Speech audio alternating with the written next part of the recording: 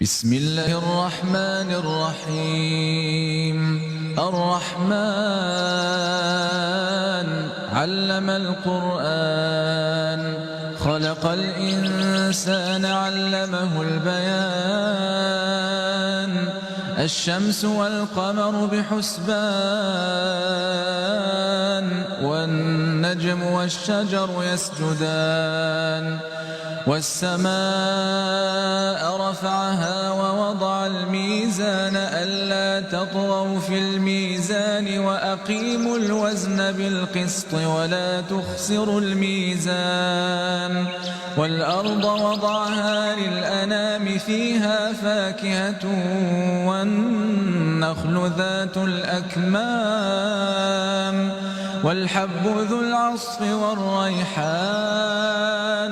فبأي آلاء ربكما تكذبان؟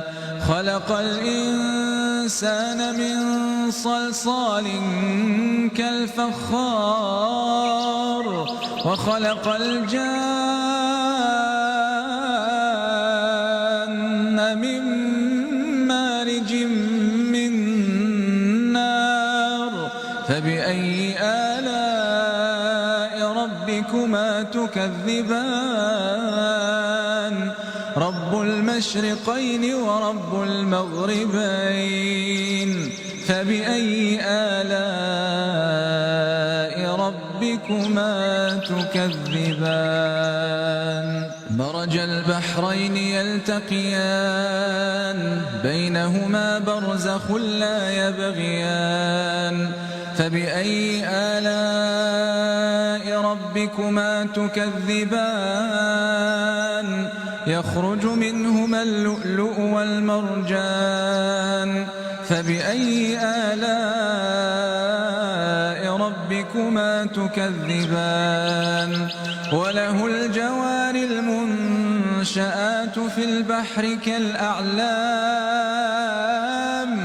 فبأي آلاء ربكما تكذبان؟ كل من عليها فان، كل من عليها فان، ويبقى وجه ربك ذو الجلال والإكرام. فبأي آلاء ربكما تكذبان؟